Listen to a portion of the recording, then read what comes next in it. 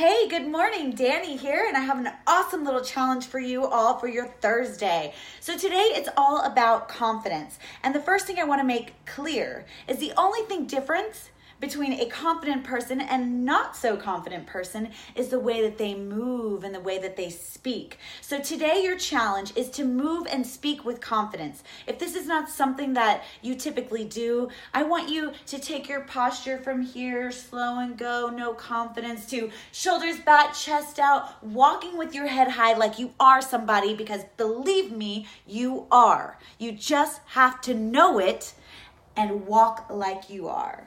I want you to talk with confidence when you speak to people. If they ask you a question, don't answer them well, like, maybe, yeah, okay, yes or no. Very confident, bold, very defined in the way that you speak.